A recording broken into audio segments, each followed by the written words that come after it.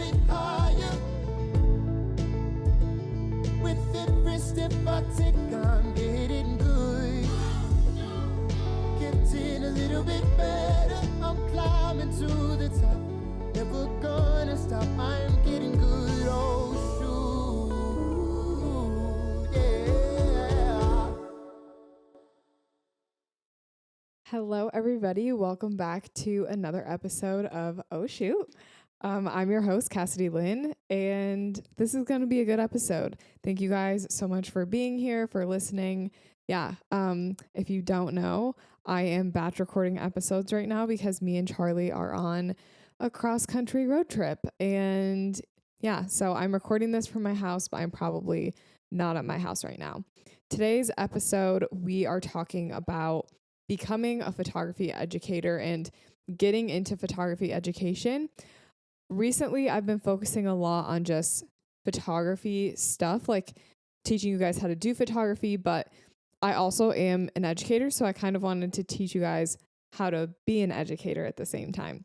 So this will be just a little bit of a different type of topic. We don't usually talk about this topic too much, but I'm excited because I think a lot of you could learn some good things. And I know I do get questions a lot about becoming an educator, surprisingly. And to be honest, I didn't really ever feel like it was something that people would want to know about. I don't know. I just feel like it's not something that's super interesting, but apparently it is because I get a lot of questions about this. So we're going to talk about what it looked like for me to get into photography education, and just a few things that I learned along the way, things that might be helpful for you. So, before we jump into all of this talk about photography education, I wanted to share with you guys a few recommendations. I personally love when people give recommendations of their favorite things that they're currently into, or just their favorite stuff. So that's what I want to do for you today. I wanted to share a few of my favorite podcasts. I've shared this on my Instagram before, but I don't know. I just wanted to share it here too because this is a podcast. These podcasts I've been listening to for quite a while, so I know they have good content because I've literally been listening to every single episode that they have. So the first couple of podcasts are crime podcasts, like true crime. I am really big into true crime. I just think true crime is really interesting. I'll be over here editing and, listening to true crime while I'm editing wonderful wedding photos. So, my first true crime recommendation podcast is Murder with My Husband. This podcast is relatively new. I started listening to it, I would say a couple months ago, but I literally love this podcast. It's so good. And I think what I like about it is the fact that it's not like your average crime podcast where it's they talk about random stuff for forever. They just get down to the facts, and it's still entertaining though. It doesn't feel like you're listening to someone spew off a bunch of facts the whole time. So I like this podcast a lot. And I think because it's relatively newer too, it just adds a fresh taste to your mouth because there's a lot of true crime podcasts out there. And I really like this one. And then obviously this is a huge one that a lot of people listen to, Crime Junkie. I love Crime Junkie. I've been listening to their podcast literally for a year or two. I've listened to all of them at this point. I just wait for new episodes to come out every Monday or whatever it is. So Crime Junkie, that's a great podcast. Morbid is another true crime podcast. Morbid is a little bit longer in length. So if I have a long drive, I like to listen to Morbid. They also have more episodes on Morbid. They have I think over 200 episodes, which I can appreciate because I'm a person that likes to binge episodes. So those are my 3 true crime recommendations. Then just fun lifestyle, kind of girl podcasts. Obviously the What We Said podcast, everyone loves that podcast. There's a good reason because it's a really good podcast. So I've been listening to this for, I would say, a couple of months at this point too. And it's just so entertaining and just you really feel like you know the host. So I love that podcast a lot. If you want something just kind of like lighthearted to listen to, I definitely would recommend that. I just started listening to Girly Popcast, which is a super new podcast. She only has like 2 episodes out, but so far it's good. You can literally like look up Girly Popcast on Spotify. I don't know, like, because she only has 2 episodes out, I can't like 100% be like, yes, this is the best podcast ever. But I can say that so far I've liked it. And then when it comes to business podcasts, I just have one recommendation for this because I don't really listen to a ton of business podcasts. But this podcast called My First Million, I really like this podcast. It's very like, you kind of have to get your business thinking cap on when you listen to this, but I really like it. And yeah, it's just a good podcast to kind of get me thinking, especially when I'm working. I like to listen to this podcast. If I'm kind of like off duty and my brain's checked out, I won't. But yeah, it's a really good podcast. So go check it out. All right. So we are now going to jump into a little bit on photography education, talk about how I got into it.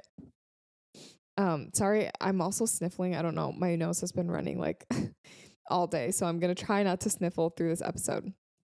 So I wanted to start by telling you guys how I got started in photography education. And I do kind of think that my story is a little bit different than most people. It's similar to some people, but it's like different in other ways. And I'll kind of explain what I mean about that. If you're watching like this on YouTube, I'm sorry if I like am wiping my nose the whole time. I don't know what is happening to me right now, but my nose is just running. It's fine.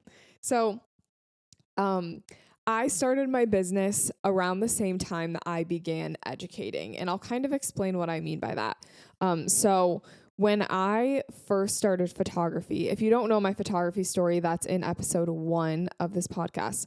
But basically, I started working at a nonprofit, and I started working as their photographer. I had basically like 1 year of photography experience, but honestly, like I was not very good. So I started working at this nonprofit, and while I was working and taking their photos, I also was training a team of college students from the college. The nonprofit was at the college. And so I would train like a handful of students to be on my photography team and teach them how to take photos. So when I say I started my business at the same time that I started educating, I really mean that, because I started educating people while I was still learning myself. I was teaching people how to do photography while I was also trying to figure out how to do photography. So I had 3 teams of 4 students every year. I'm sorry, no. That's a complete lie. I had 3 teams total. I was there for 3 years, and every year I would have a team of 4. So in total, I trained 12 students over the course of 3 years. There was basically, I would say, like a good mix of like intermediate experienced people and then like beginners. So I would have some people on my team who were, decently experienced and knew how to work a camera and stuff. And then I would have other people with little to no experience. So I basically would take all of those students collectively and teach them how to use a camera. And a lot of it was just like shooting alongside of my students and like just showing up at events with them and helping them learn while I was there shooting with them.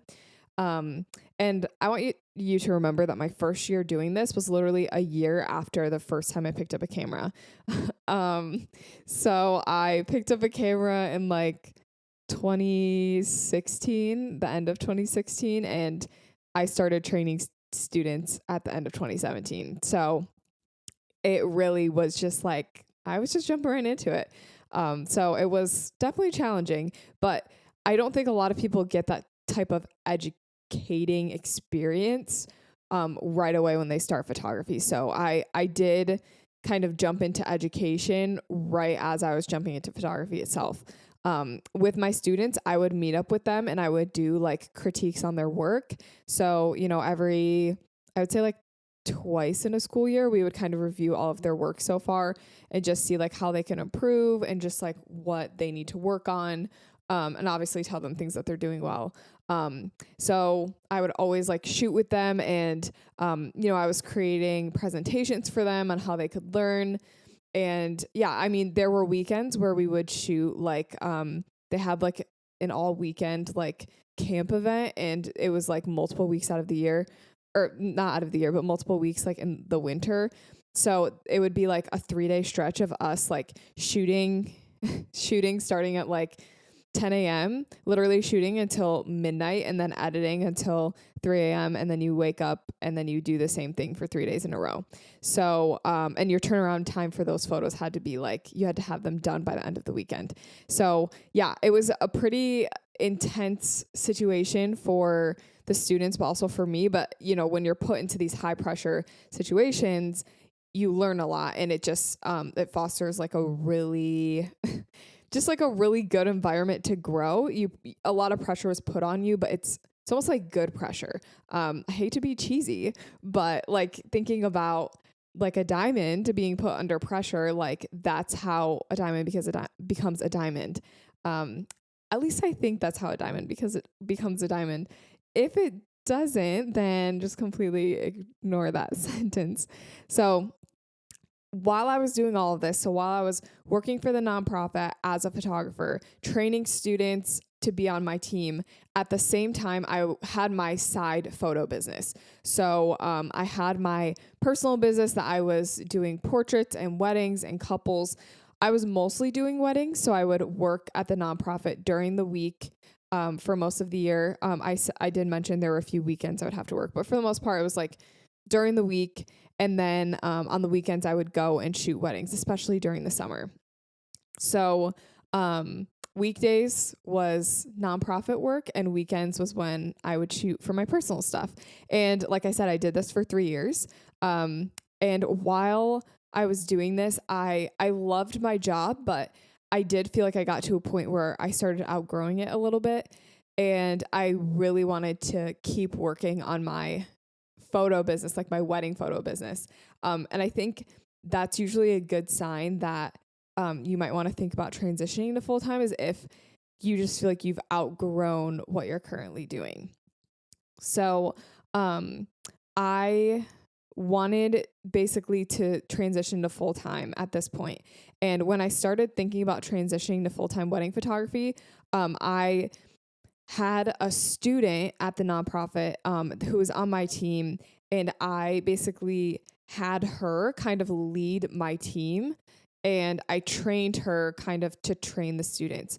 So in my 3rd year doing this, these teams of photography students, my 3rd year, I had a student who was trained enough to then go and train other students. So then I wasn't doing as much with managing the team.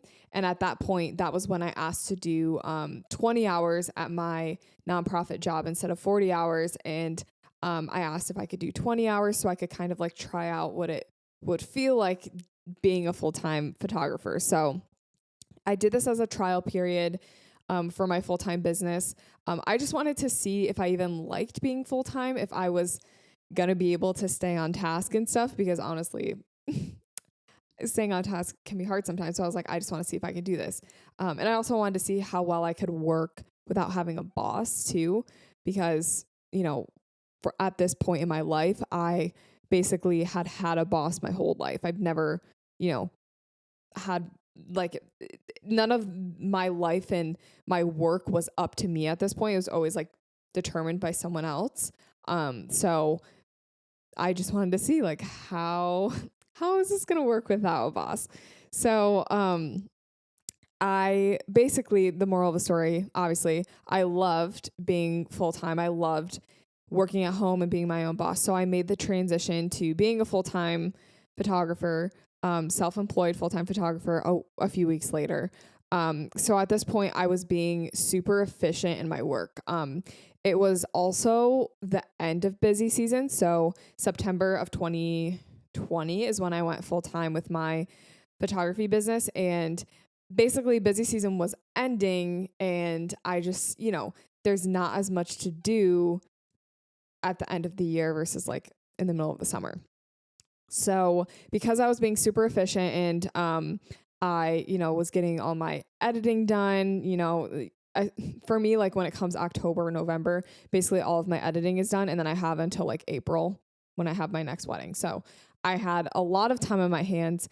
And I, because of this, had time to mess around with passion projects and just things that I wanted to experiment with. So now this is when my photography education passion project enters, because this was really when I started focusing on photography education. Not focusing on it, but like honestly just dabbling in it, just seeing like, okay, what would this be like if I did some sort of photography education? So I did always know that I liked teaching photographers. That's something that I really loved about my job at the nonprofit, was just the fact that I was able to shoot, but at the same time I was able to teach people how to shoot. And all of that I just really loved. So at this point I was like, okay, it's, October, November. I want to start teaching people. Maybe I can like start a YouTube channel. So I actually posted on my Instagram and did a story poll and was like, if I started a YouTube channel, like, would you watch it? Whatever. And I got some responses, but my sister actually told me that I should try out TikTok instead. She just explained that it would probably be easier because the videos are shorter. And I 100% agreed with her. I was like, yeah, they would be a lot easier than making these huge long YouTube videos that maybe nobody's even going to watch, but TikTok is really growing. So like maybe I could focus on TikTok. So basically I started posting educational videos to TikTok. I can say without a doubt in my mind that my first like 50 educational videos are just truly cringe. And that's just kind of how it starts, because, I was getting minimal views, but I was just posting because that's what I like to post. And I just wanted to educate whoever was following me. So the first videos that I posted, the educational videos, they're not anything to write home about. But the videos, they were nothing crazy, just like very simple stuff that I thought people would want to know. And for me, TikTok was really the only place that I was educating for a really long time.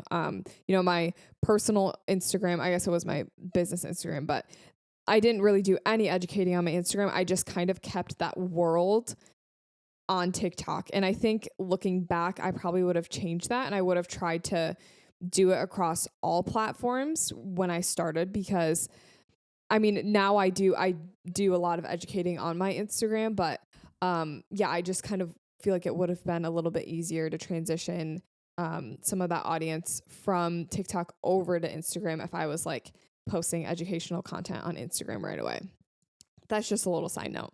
So on my TikToks, I would get a few comments asking like, do you have presets, or do you have a course, or I want to learn more from you, whatever. And it got me thinking, like truly, it made me think like, if I'm going to start posting this type of content, if I'm going to be educating people, like what's the point? Like at the end of the day, what's the point in me doing this? I want to educate photographers because I want them to be better photographers. So that's kind of my goal. But in creating all of this educational content, if people want to learn more from me, where can they do that? Right now, at that point, they couldn't do that. They couldn't keep learning from me in other places. So I thought to myself, okay, if I'm going to post this type of content, I want something that they can purchase or download if they do want more from me. Obviously, like if people just want the free content from me, great. They can just stay on TikTok and, learn from me there. But if people do want to go beyond that and keep learning, I want to create like a shop or some sort of product, honestly, just to help pay for my time too, because, at this point I started to, get into February, March, and that's when I started to, get busy again. And I'm like, okay, if I'm going to keep educating on TikTok, I need some sort of payout or like something to make it worth my time at least. So the first thing that I did was I created free guides. So just PDF downloads, nothing fancy, but just like free guides that I feel like would be helpful for people. I just wanted to answer questions that people would have. So that was the first thing that I did. And I did one free guide. And then over the course of like a couple months, I had 2 other free guides released. Those are literally still available if you want to download them. They're on my shop site. So after creating those free guides, I created just like normal guides. Like I created a few video guides. I think there were three video guides. And if I'm going to be honest, they weren't the highest of quality, but they were just, things that I wanted to educate people on and just, have content there and ready. They weren't overly expensive because I knew that my content could be better. So it just was like, I wanted something in my shop that people could purchase. So I had 3 kind of like video guides available. So I think my timeline's off a little bit because I don't think that was in February, January. That definitely was like in October, I think. October, November, because I did experience a Black Friday, and I did Black Friday basically right when my full-time photography business started. I also did like a Black Friday sale type of thing. And somehow on Black Friday, I did like $1,000 or $2,000 in sales. I want you to know, like, my video guides were like $30 or something. So the fact that I got so many sales, I was just like, whoa, like, what in the world? Like, how am I getting these sales? And I do also want to note that as I started posting more on TikTok, my following did start to grow. And that's also when I started to see growth on Instagram too. So it's all kind of happening at once. Like as I'm growing my photography education business and as I'm growing on TikTok, my Instagram's also growing. And I do think that that's a reason I got a good amount of sales on my very first Black Friday because, I had people looking forward to my content and like people who wanted to learn from me on TikTok. So yeah, somehow I did good on Black Friday. And a big thing for me was I wanted to push people from my TikTok to other platforms. So I found that TikTok was a really good place to find people and to just let people know, like, I'm doing photography education. Here's my tips. Here's what I want you to know. But I wanted to push those people to other platforms as well because, stories for me on Instagram, like that's a big part of my business. So the fact that I can't do stories on TikTok, like, yeah, it's hard. And I wanted to be able to have like that audience on Instagram as well. So a big thing for me was pushing people to my Instagram so I could then use stories to communicate or just create like a good brand connection with my audience. So all the while that I'm doing this through my free guides, I'm getting email lists and I'm getting emails from people so that if I ever do want to launch something in my photography education business, I can email them and I don't have to rely just on stories or just on TikTok. Like I can just have email to reach all of my audience, all the people that have ever wanted to hear from me. So, yeah, that's what I was doing with creating the free guides. That's kind of the goal in doing that is getting people's emails and just like some of their contact info so you can reach out to them with, just more educational content or more, if you launch something or whatever. So at this point, this was in December of 2020, I'm pretty sure, because I launched my first course. It was called Find Your Following. And this course I launched basically the same exact time that me and Charlie were moving from New York to Michigan. And I remember it because my sister and my mom were in town helping me pack. And I launched it like in the morning and they were helping me pack because we were leaving the next day. And the launch of this course, I just was blown away by the response I got. I got literally like the amount of sales. I was just like, how? Like, I just truly did not understand. I don't remember the exact number of how much I made from that. I mean, obviously I don't think, I wasn't making like, like $100,000 from this course. Like, no, it was like a couple $1,000s, but I was just like, wow, like just overwhelmed by the response of like, wow, people actually want to learn from me and they actually want to hear what I have to say about these topics. Like, it was just crazy for me. So For me, this course, I focused largely on Instagram marketing because I was doing a lot of marketing on Instagram and I felt like I had a lot of knowledge to share. So I wanted to create a course for photographers to learn how to use Instagram. This course actually still is available if you want to get it. It's on my shop. But yeah, it's just creating your first course. It was just such a cool experience. And I loved just the whole process of creating the content and marketing it. And just, yeah, it was just really cool. So because this course was a huge hit, honestly, from there, I had this mindset of like, okay, I want to do weddings, but I want to equally do photography education because one, it's proving successful for me, but also I like it. Like, it's not like I'm just doing photography education because I can launch something and make money. I'm doing it because I like love it. I love teaching people and I love creating this content for people to learn and help them grow their photography and grow their business. So that's kind of the point where I was like, okay, I'm obviously going to shoot weddings. I'm a wedding photographer, but I also want to focus on photography education if I can. So it's important as an educator to still be shooting. At least for me, I don't ever want photography education to take over my life completely because I don't think you can continue to educate and continue to teach people when you're not firsthand experiencing the same things that they are.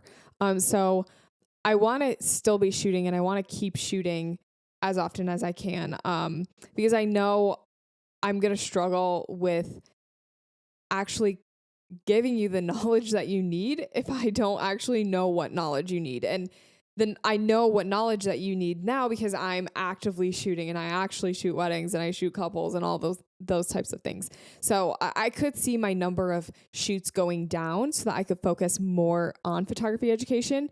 But for now, I think it is so crucial for educators to still be active in what they're educating on so that they can have the most accurate information for their audience. So that's just my opinion.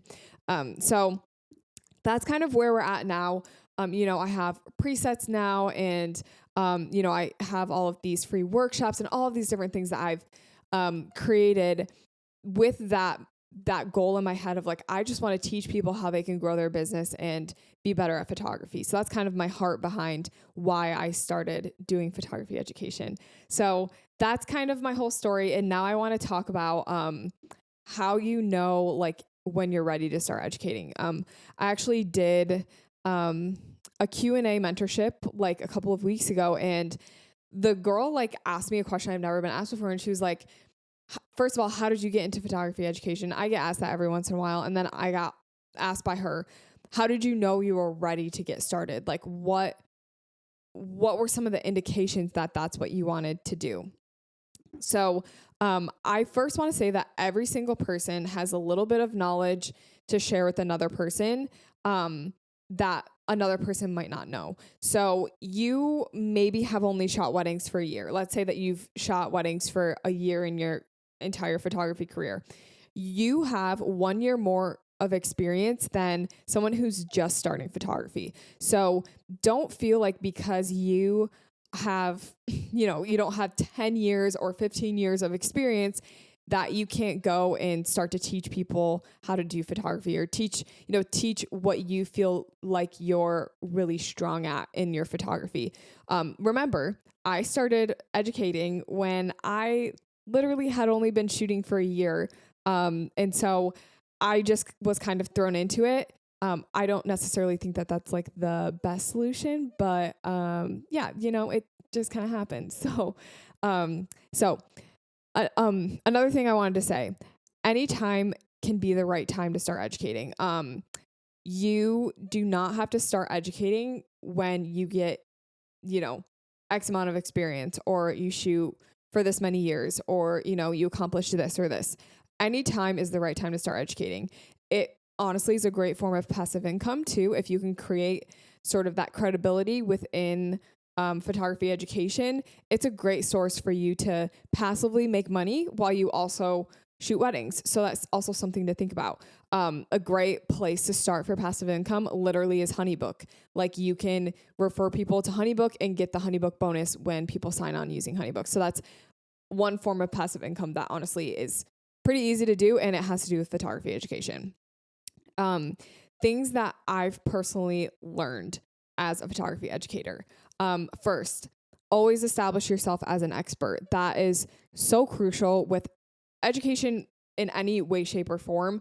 You need to be an expert. Like people are going to trust you if you are an expert in that area. Whether or not you are confident, like being an expert doesn't necessarily mean, like I've been saying, that you've been shooting for 15 years, but being an expert means that you're confident in it and you're confident in what you're teaching and the knowledge that you have. Another thing that I've learned, be sure that what you're saying is actually true. Don't go and spread all this false information because that kind of ruins your credibility. Another thing, don't neglect your clients. If you want to start focusing on photography education, great, good for you. Even if it's education like in any other field as well, if you want to start doing that, just remember that your clients are the people who pay your bills. You do have to grow your photography education. For a while, you have to just do it for free, and you can't just like expect all of your passive income to start rolling in right away. But you have to remember that your clients are a priority. And like I said, as an educator, I think it's important to keep shooting and to stay active in the industry because that's what kind of keeps you relevant. That's how you know what people want to hear. So if you neglect your clients and you kind of like start to have a bad rep within your clients and within, that sense, it can be a really tough situation to then go and try to educate people when you're not even practicing what you preach. So that's just something that I've learned. It can be really tempting to neglect editing because you want to just, create all of this different stuff for photography education. But don't let that fool you. Like you have to prioritize your time and you have to put your time into little time blocks so you can figure out, I need to work on this thing for my clients today, but tomorrow I can work on education stuff or whatever. Another thing that this is just kind of like a fun little tidbit, but I've learned that you need to have fun with education. You don't need to take yourself so seriously. You don't need to, just start being this really serious teacher, like this person that just, I don't know, just kind of does education, but you're just like very bland about it. Like no one likes learning from a boring teacher. I want you to think back to like high school. Who were those teachers that you loved? Like who were the teachers that everyone loved? The ones that were not boring, right? Like the ones that had fun and made learning fun. Truthfully, that's what your goal should be when you're doing photography education or just educating. You should want to have fun with it and just, have fun with it just because no one likes to learn from a boring teacher. So that's basically all that I have for today's episode. I hope you liked hearing a little bit about my photography education story. If you guys want to learn more about photography education or just hear more about the topic, definitely DM me or email me and let me know because I would love to create more content on how to become an educator too. But I don't know if that's what you guys want to hear from me. So let me know. Thank you guys so much for listening to today's episode. If you haven't already, I would love for you to rate and review the podcast. It means a lot and it helps so much with just, getting new listeners and it helps with the quality of my podcast. So thank you guys so much. And I hope everybody has a great day.